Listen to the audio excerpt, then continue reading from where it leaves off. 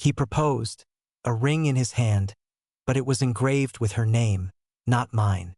7 years of my life, discarded with one phone call, because his true love had finally decided to return. The warm glow of the candlelight flickered across Kalen Thorne's chiseled features.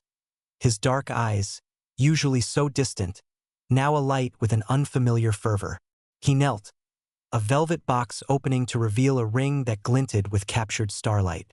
"Ilara," he began, his voice a low rumble that promised forever, a rare tenderness in his tone that made her breath catch.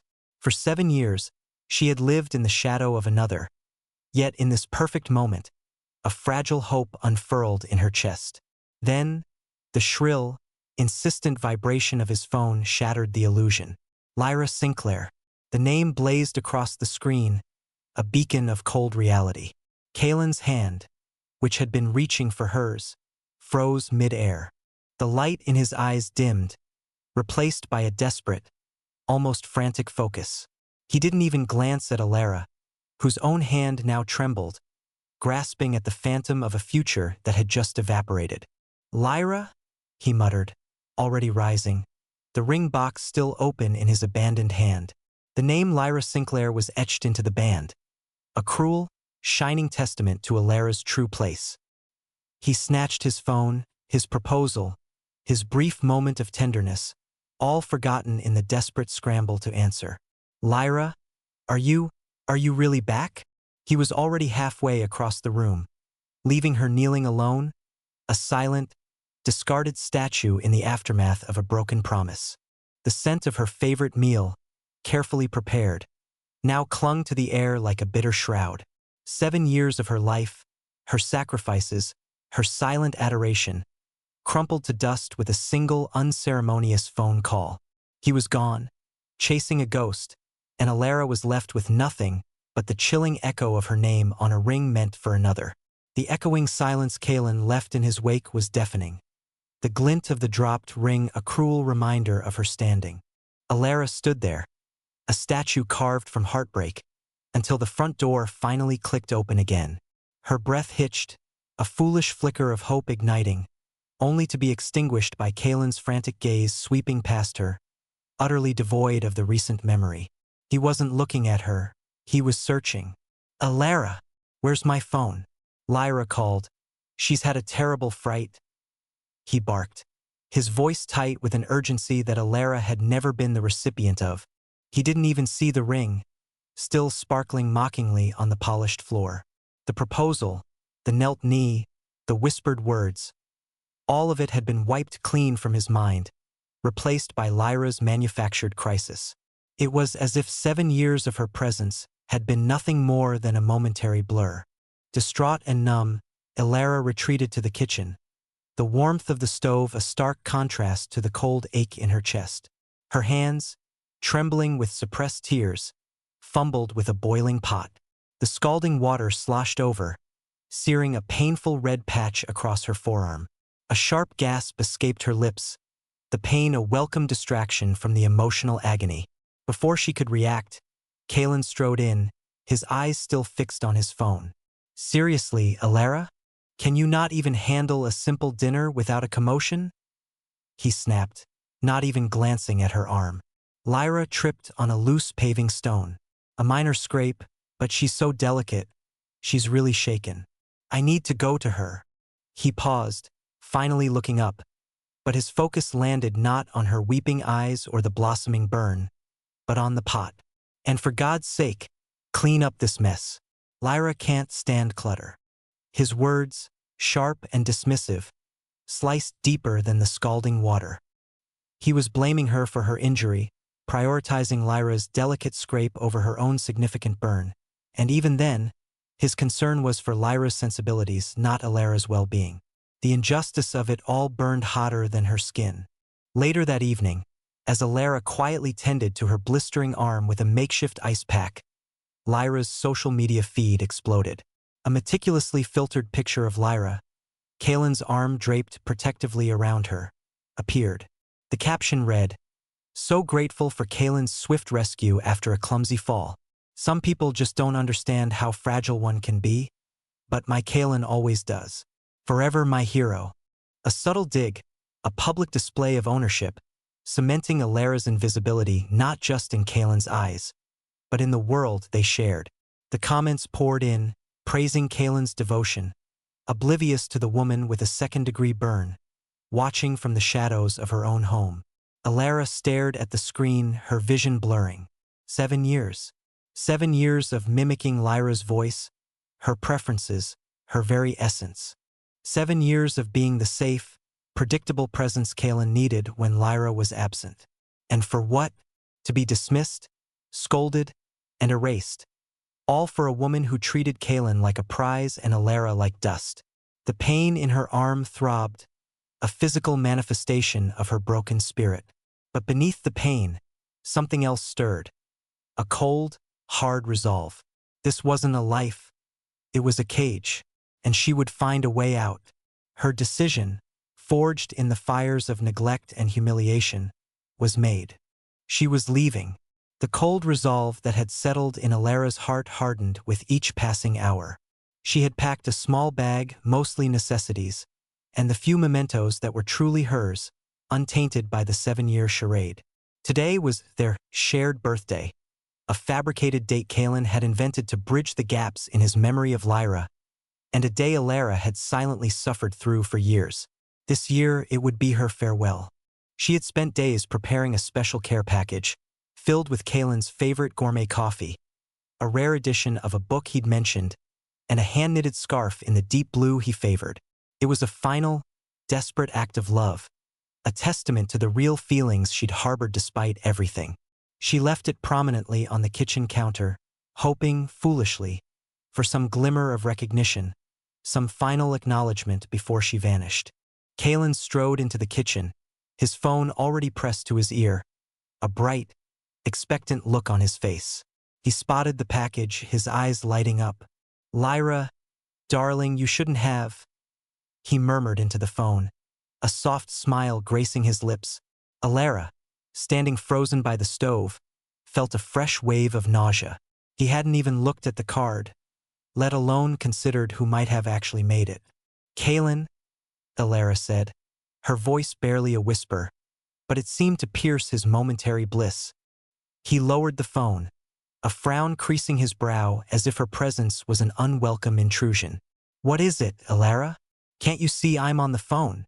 It's for you," she managed, gesturing vaguely at the package. "For our birthday." A blank stare, utter, complete blankness.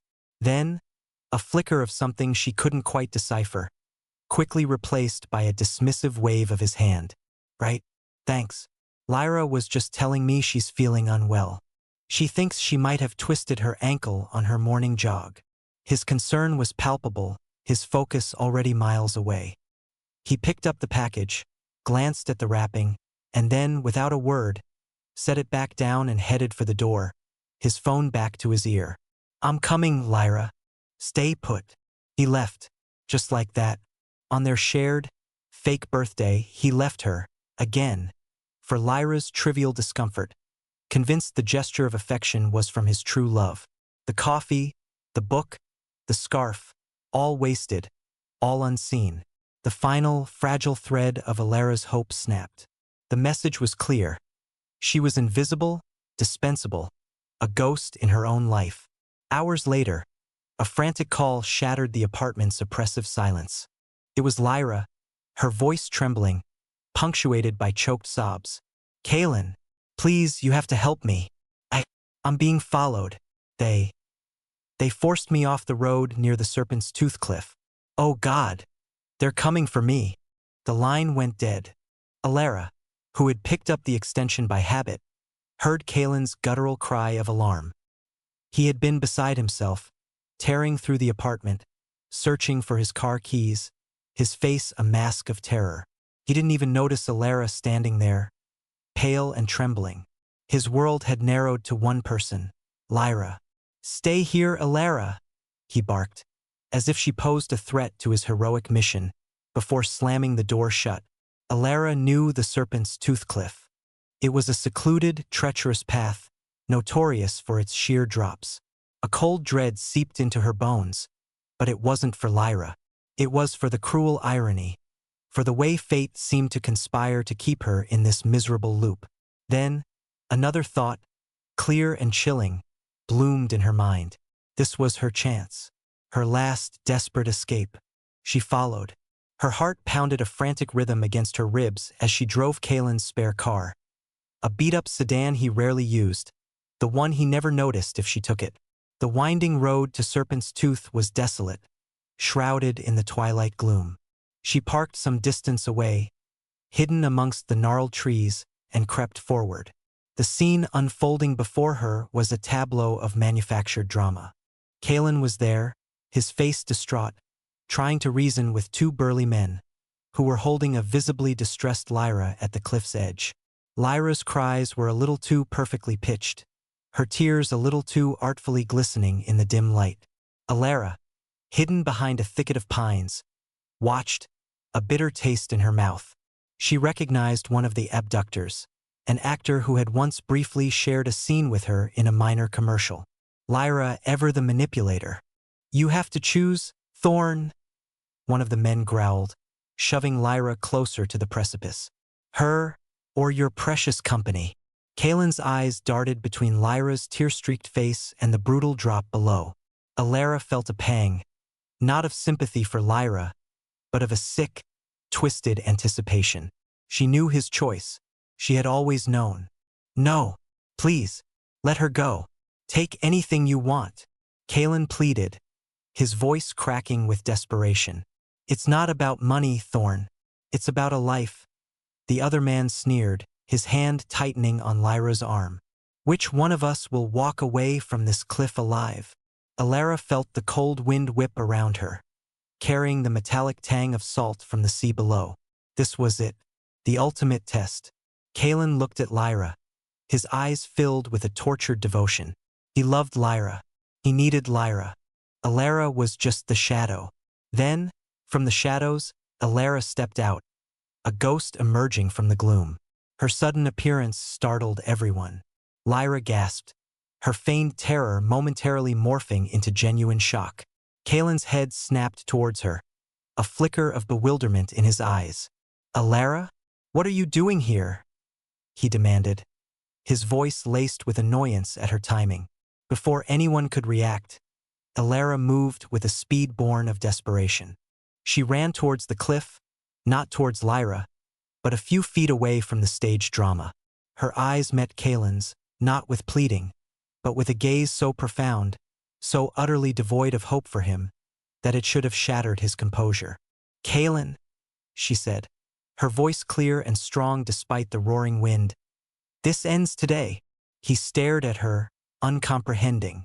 The abductors seemed unsure what to do with this unexpected variable. Lyra, seizing the moment, let out a piercing shriek, pulling Kalen's attention back to her. Kalen, save me. She's crazy. And Kalen, without a second's hesitation, without even a backward glance at Alara, lunged towards Lyra, pushing aside the abductor nearest her. Lyra! He roared, wrapping his arms around her, shielding her with his body. In that singular, devastating moment, Alara's heart, already fractured, finally disintegrated. He chose her. He chose Lyra. Always Lyra. The pain was so sharp it almost brought her to her knees, but she wouldn't give him the satisfaction. This wasn't a death. It was a rebirth. With a silent, defiant scream that only she could hear, Alara turned. She closed her eyes, picturing not the dark abyss, but a horizon bathed in golden light. Her mind replayed her mother's face, her soft, encouraging smile.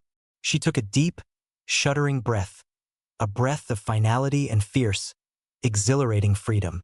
Then, she stepped off the cliff, into the void, leaving behind the echoes of betrayal and a life that was never truly hers.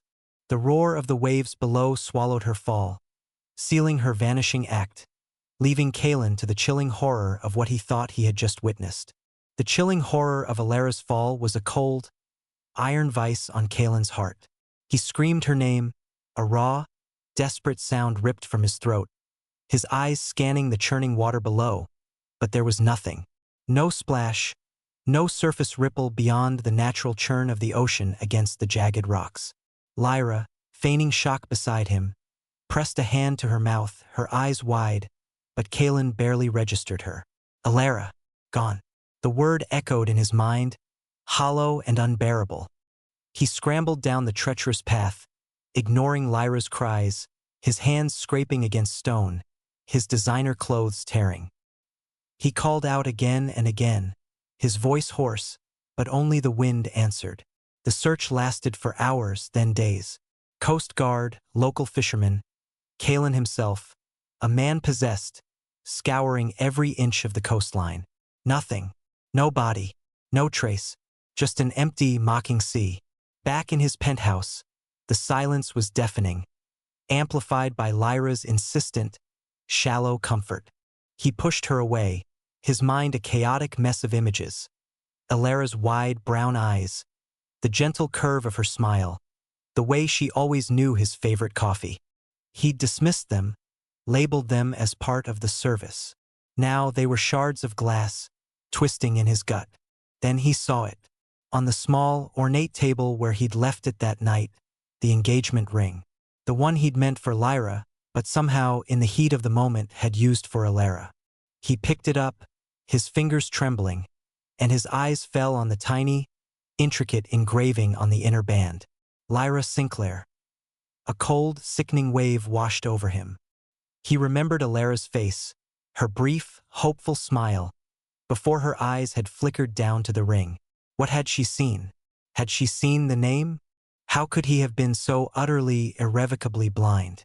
The memory of her pained, knowing gaze now haunted him, a silent accusation. A few days later, a package arrived, unmarked and unassuming. Inside, a collection of items he'd given Alara over the years. A delicate silver necklace he'd bought on a whim, a worn copy of her favorite poetry book he'd once signed offhandedly, a small, hand-painted ceramic bird. Each item was pristine, meticulously cared for, and returned with a chilling finality. He remembered the necklace, how he'd draped it around Lyra's neck in his mind when he bought it, only to hand it to Alara without a second thought. He remembered the poetry book, how Alara would often quote lines from it, her voice soft, and how he'd barely listened, his thoughts always drifting to Lyra. The returned gifts weren't just objects. They were fragments of a life she'd lived for him, a life he'd never truly seen. His stomach churned with a mixture of grief and a burgeoning, terrifying realization of his own cruel ignorance. Lyra's attempts to console him, to re-establish their connection, now felt like sandpaper on a raw wound. Her tearful lamentations for Alara struck him as hollow, performative. He remembered the staged kidnapping, the frantic climb up the cliff. Had she truly been in danger, or was it another of her intricate ploys? He began to see cracks in her perfect facade, echoes of manipulations he'd brushed off as mere feminine wiles. He started to recall snippets of conversations, subtle glances Alara had given him when Lyra was speaking, little warnings he'd been too enamored to heed. Driven by a desperate, gnawing need for answers, Kalen confronted Director Thorne, the head of the agency that had provided Alara. Thorne, a man of quiet dignity, sat across from him, his expression grave. "Mr. Thorne, I need to understand. About Alara." Kalen's voice was strained, hoarse. Thorne sighed, a deep, sorrowful sound. Alara Vance was exceptional, and exceptionally ill-treated. He paused, his gaze piercing. Her contract was for 7 years. 7 years where she lived as a shadow, miming another woman's life to pay for her mother's medical treatments.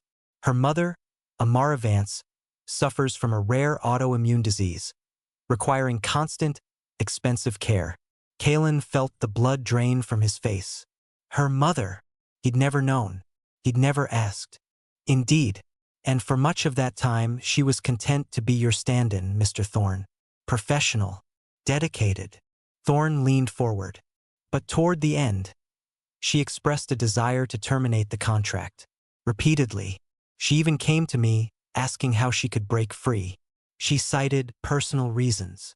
She said, "She was falling in love with you." The words hit Kaylin like a physical blow. Falling in love with you. Not the ideal fabricated Lyra, but him, the true, flawed Kaylin. And he had been so blind, so utterly wrapped up in his own fantasy. He hadn't seen the genuine, quiet devotion, the real person standing right in front of him. He thought of the times Alara had shown him genuine concern. Her touch, her quiet support, all of it dismissed as part of the act. She tried to leave, Mr. Thorne, the director continued, his voice heavy with condemnation. She tried to tell you in her own subtle ways. She even risked breaching her contract, jeopardizing her mother's care, because she couldn't bear to live the lie any longer, not when her feelings had become real. And what did you do? You ignored her.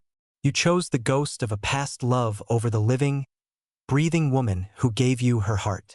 Agonizing guilt, sharp and suffocating, clawed at Kaylin's throat. He replayed every dismissive glance, every thoughtless word, every moment he'd chosen Lyra, or the idea of Lyra, over Alara. His stomach rebelled. The bitter truth was a poison coursing through his veins. Alara hadn't just been a stand-in. She had been a real woman, with real feelings, real sacrifices, and he had destroyed her. He had driven her to the edge, literally. Far away, in a quaint Parisian apartment, Alara Vance carefully unpacked a small box of her mother's favorite tea. Her arm, now scarred, twinged slightly, a ghost of a past pain. But her eyes, though still holding a trace of sadness, gleamed with a quiet resolve. Her mother's health was improving, thanks to the new clinic. She had resigned from the agency with a brief, emotionless email, severed all ties to her past life. The world was vast and new, and for the first time in 7 years, Alara Vance was truly free, charting a course purely for herself. Kaylin Thorne felt like a ghost haunting his own life, each day a fresh lash of guilt and confusion. Lyra Sinclair, ever the siren, had reappeared, her arms open, her words soothing. She'd cooked his favorite meals, filled his empty penthouse with the scent of her expensive perfume, and whispered promises of a future together, a future he'd once craved with every fiber of his being. But now her presence was a hollow echo. He saw her face, but his mind superimposed Alara's, always Alara's, her gentle eyes haunting his every thought. One evening, after an expensive dinner Lyra had orchestrated, a blatant attempt to recapture their old intimacy, Kaylin drank. He drank until the sharp edges of his reality blurred, until the carefully constructed facade he wore shattered. Lyra, draped in silk, approached him, a seductive smile playing on her lips.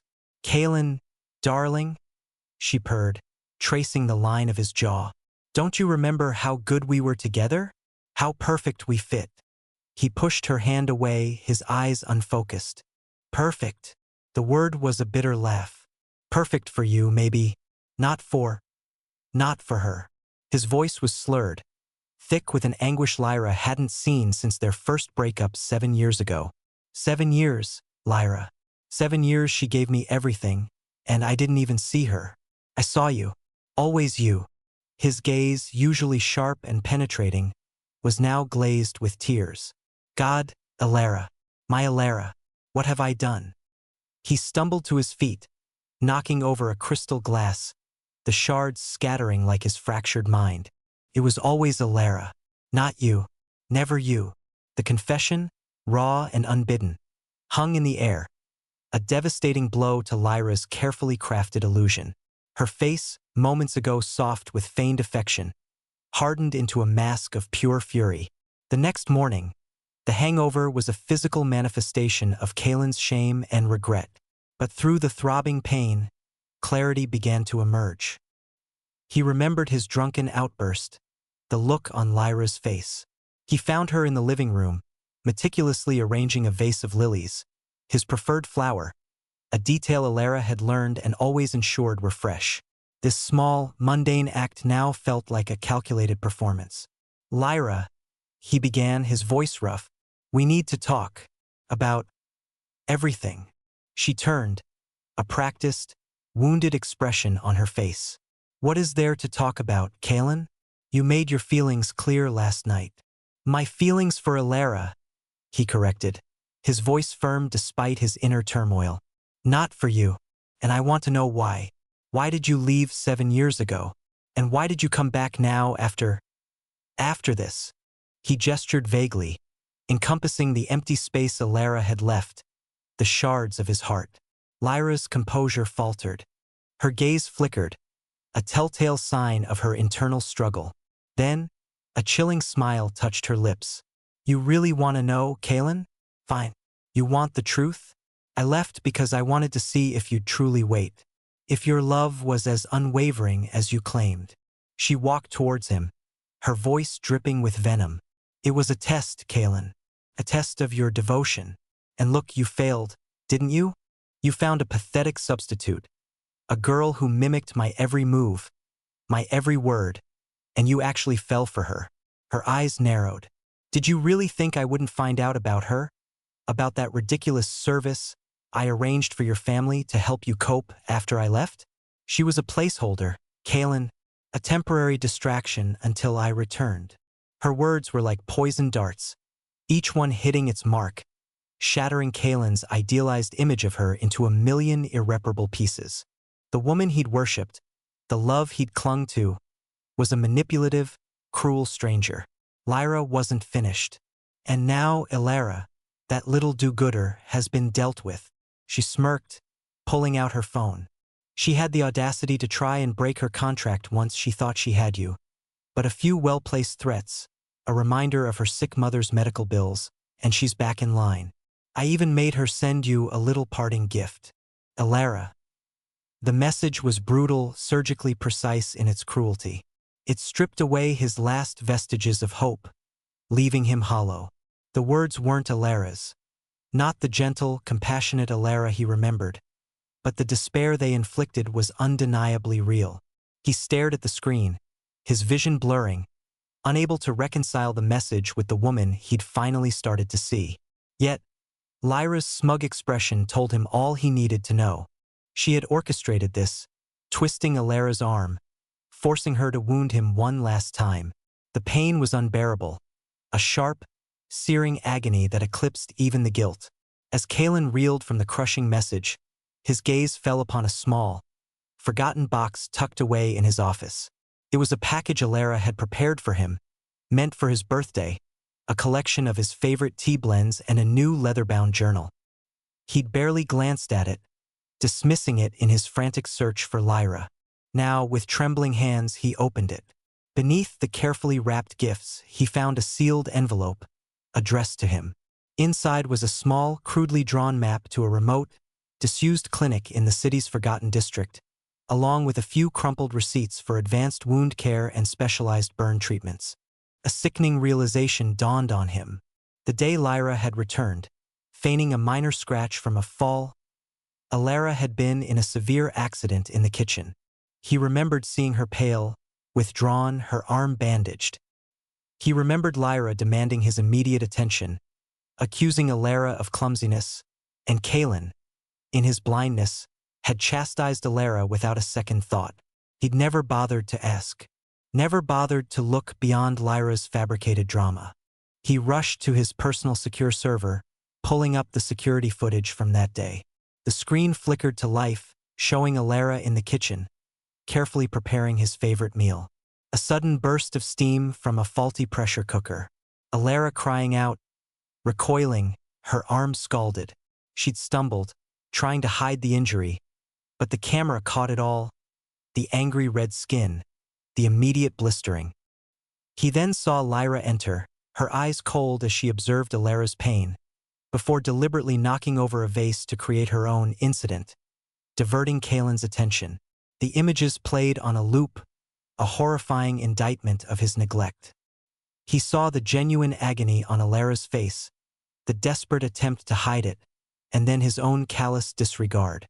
The receipts confirmed the burns were severe, requiring extensive, painful treatment.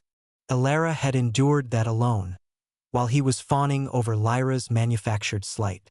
The message from Alara, forced though it was, now resonated with a different kind of truth. He truly was pathetic. The pain of her physical suffering, coupled with the emotional torment she endured at his hands, crashed over him. He sank to the floor, the crumpled map and receipts clutched in his hand, his idealized world having not just shattered, but burned to ash around him. 3 years had sculpted Ilara Vance into a woman unrecognizable to her past self. Paris, with its ancient whispers and vibrant pulse, had become her sanctuary. She no longer wore the mask of Lyra Sinclair. Her own voice, rich and resonant, now graced countless animated films and commercials, making her a celebrated talent in the competitive French voice acting scene. Her apartment, overlooking a quiet cobbled street, hummed with a different kind of warmth, one built on genuine laughter and the steady presence of Reese Sterling, whose calm, unwavering affection had gently coaxed her shattered spirit back to life. She was Ilara, whole and unburdened. The burn scar on her arm, once a searing reminder, was now merely a faint etch, a testament to battles won. The doorbell rang, a polite chime that shattered the afternoon calm. Reese, who had been sketching by the window, went to answer it. Ilara, reviewing a script, heard a sudden, sharp intake of breath, followed by a strained silence. A chill, familiar and unwelcome, pricked her skin. She looked up to see Reese's usually cheerful face tight with apprehension, and behind him, a figure stood in the doorway, framed by the late afternoon light. Kalen Thorne. His sharp features were etched with exhaustion, his dark eyes hollow, but a spark of desperate hope ignited as he saw her. He had found her. Ilara. His voice was a raw whisper, a ghost of the commanding tone she once knew. I knew it was you. I had to find you. Ilara rose slowly, her posture regal, unyielding. There was no flicker of the old Ilara in her gaze, no subservience, no fear. You found me, Kalen. What do you want?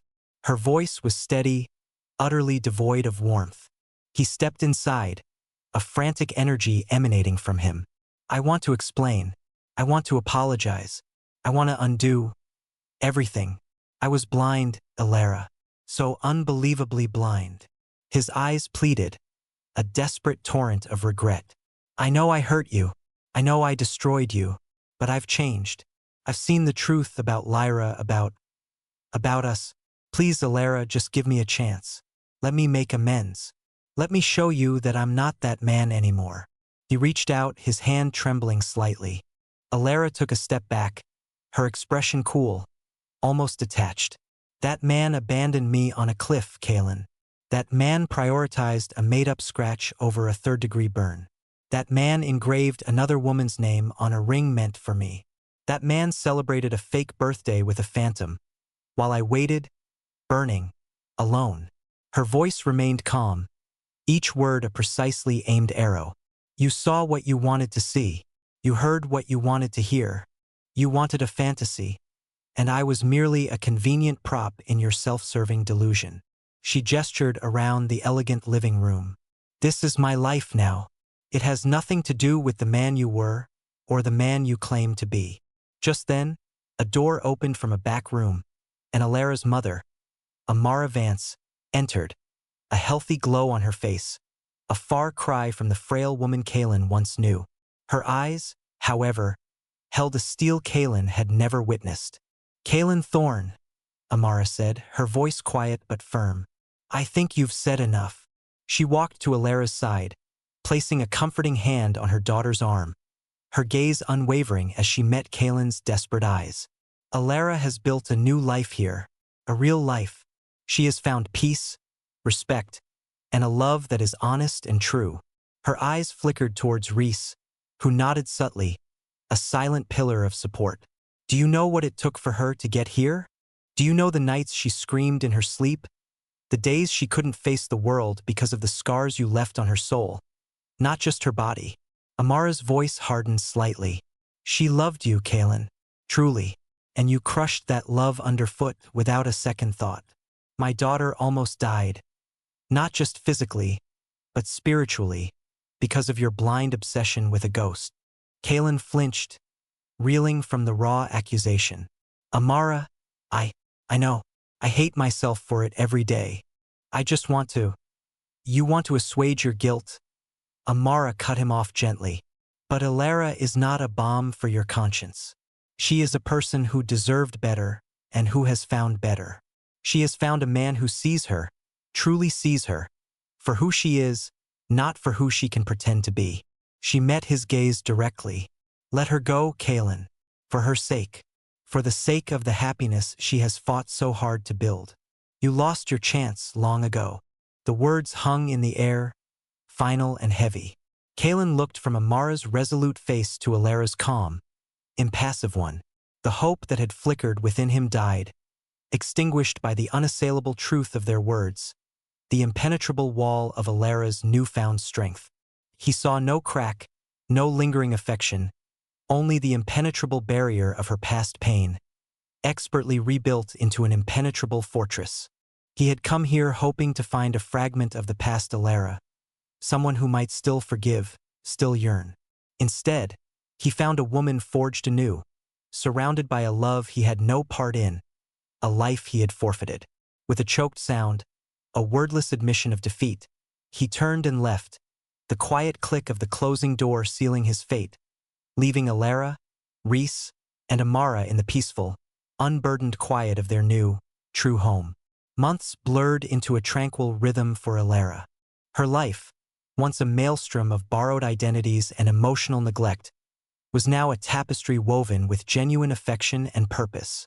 She thrived in her voice-acting career, her voice, unburdened by mimicry, finding its true resonance. Rhys was her steadfast anchor, his quiet strength and unwavering devotion forming the bedrock of their shared world. Amara, fully recovered, was a joyful presence, her laughter echoing in their sunlit home.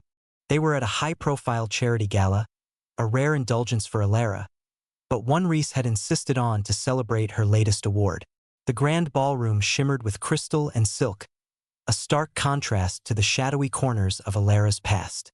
She was laughing, her hand resting naturally in Rhys's, when a sudden, jarring crash erupted from the stage. A heavy lighting rig, precariously balanced, swayed violently, threatening to topple onto a section of the stage where a lone figure stood. Lyra. Alara's breath hitched, a fleeting phantom pain of old fears, but before she could fully process the scene, Lyra let out a piercing scream, her eyes locking onto Kaelin, who was standing a few feet away, nursing a drink. It was a perfectly orchestrated tableau of distress, designed to ensnare him, to force his heroic intervention, to reaffirm his long-held, delusional devotion. And for a split second, Kaelin moved. His gaze, wild and desperate, darted towards Lyra, his muscles tensing for action. But then, as if an invisible hand had redirected his very core, his eyes swept past her, not to the stage, but to the edge of the dais where Alara had unconsciously stepped forward, a gasp escaping her lips at the unfolding chaos. In that instant, it was as if the world tilted. The rig was falling, not directly on Lyra, but its trajectory, in its descent, would sweep dangerously close to where Alara stood, close enough to cause serious harm if she didn't react quickly. Without a thought, without calculation or the ghost of past obligations, Kaelin moved. Not for Lyra's carefully staged drama, but for Alara's real, immediate peril.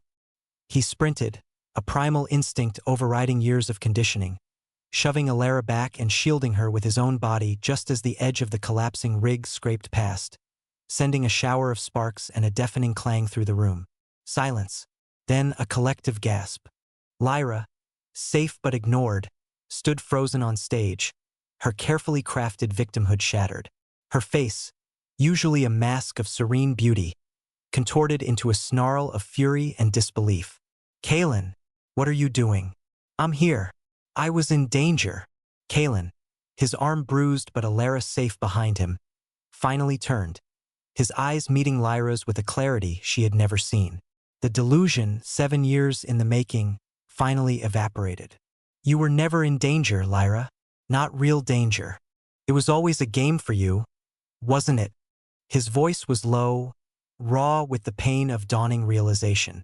Before Lyra could unleash another torrent of accusations, a man emerged from the shadows backstage, his expression grim. Lyra, enough. This has gone too far. It was Asher Reed, his presence a stark, undeniable contradiction to Lyra's entire narrative. He walked purposefully to her, pulling her away from the stage's edge. "Kaylin, I'm sorry. For years, she's kept you on a string, convinced you're her backup plan, her ultimate safety net. We've been together on and off, since before she even left the first time." The air crackled with the revelation. Whispers erupted. Kaylin swayed, the ground beneath him feeling like quicksand. The ideal, the phantom love he had chased for so long, wasn't just gone. It had never existed, replaced by a manipulative illusion. Lyra struggled against Asher, her face mottled with rage and humiliation. "You fool! You'll ruin everything. He was mine." Kaylin stared at her, then at Asher, and the pieces clicked into place. The sudden disappearances, the vague excuses, the way Lyra had always held him at arm's length while still demanding his devotion. His perfect Lyra was a cruel mirage. His vision of her, meticulously constructed by his own desperate longing, crumbled to dust. "Get out, Lyra," Kaylin said, his voice devoid of emotion, a cold finality ringing in every syllable. "Get out of my life. For good." Lyra, seeing the absolute conviction in his eyes, knowing this time there was no return, let out a choked cry of pure, impotent rage before Asher, with a firm grip, ushered her from the ballroom, her once unshakable facade crumbling into public disgrace. Alara watched it all, standing securely within Rhys's protective embrace. There was no triumph, no desire for vengeance, only a profound sense of release. The final knot in her past had unraveled. Kaylin, his face a mask of weary defeat, turned to her, a silent, pleading apology in his eyes. He didn't speak, couldn't. He simply nodded, a gesture of understanding and acceptance, of finally letting go. Alara offered him a small, unreadable smile. It wasn't forgiveness, not yet, but it was closure. She squeezed Rhys's hand, feeling the solid warmth of his fingers intertwine with hers. Her life was here now with him. He was her true love, her unwavering future. She turned fully to Rhys, her eyes shining with an absolute, undeniable love, and he met her gaze with a tenderness that spoke volumes. The past was finally just that, the past. Her new life, vibrant and authentic, awaited. 5 years later, the soft hum of a recording studio filled Alara Vance's ears, a symphony of her own making. Her voice, once a tool for mimicry, now soared, dipped, and captivated, painting vivid soundscapes for millions.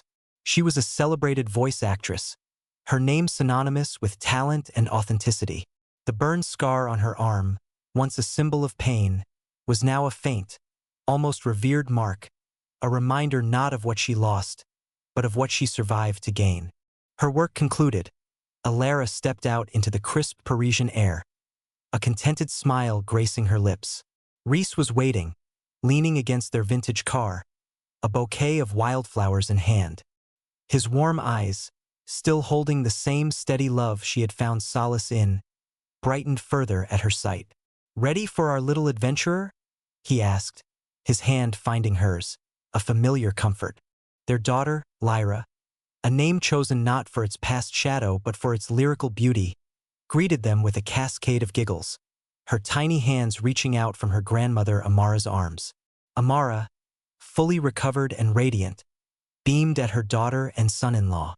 This was Alara's life now, vibrant, authentic, and overflowing with genuine love. She had built it from the ashes of her past, brick by painful brick, into a sanctuary of her own making. The echo of being a stand-in had faded entirely, replaced by the resounding truth of being herself, cherished and complete. Across an ocean, in a penthouse apartment that once symbolized untouchable wealth and status, Lyra Sinclair stared at a stark white wall, the silence of the room punctuated only by the distant city hum. Her once impeccable attire was now frayed at the edges, her elegance replaced by a brittle desperation.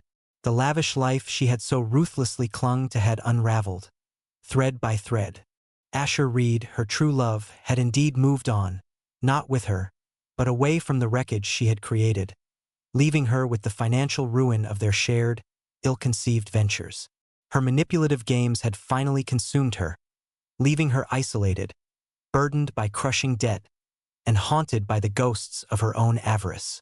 The mirror showed not the captivating woman she once believed herself to be, but a face etched with bitterness and a profound, hollow regret. No Kaelin to run to, no grand escape, only the stark reality of consequences. Meanwhile, Kaelin Thorne stood at the precipice of a different kind of empire. His company, once a cold monument to ambition, had been subtly reshaped. Now it was a beacon of female empowerment, investing in women-led startups, providing mentorship and funding scholarships for aspiring female entrepreneurs.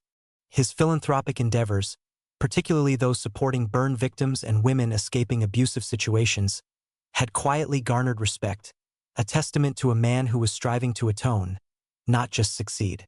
He had never remarried. The chasm Alara's departure had carved into his soul had reshaped him, purging the blindness that had once defined his love. He carried a quiet melancholy, a permanent shadow of regret for the love he had so carelessly discarded. But it was a regret tempered by acceptance. Sometimes, late at night, Kaelin would find himself gazing at an old photograph, tucked away in a locked drawer. It was Alara, a candid shot from years ago, caught mid-laugh, her eyes sparkling with an inner light he had been too deluded to see. He knew, from his private investigators, a habit he couldn't quite break, though his intentions were now purely observational, that she was happy. Genuinely, unequivocally happy. He knew of Reese, of their daughter, of her soaring career. And in knowing this, a profound, almost spiritual peace settled over him. He had learned, at last, that true love wasn't about possession, or an idealized past, or even about his own happiness. It was about witnessing the happiness of the one you loved, even if that meant watching from a distance, accepting his fate, and finding a quiet solace in her well-being. He had broken her heart, but in doing so, he had forced her to find her own. And for that, in a twisted, painful way, he was profoundly grateful. The echoes of betrayal had finally faded, replaced by the quiet strength of lives lived, lessons learned, and futures forged, each on their own, authentic terms.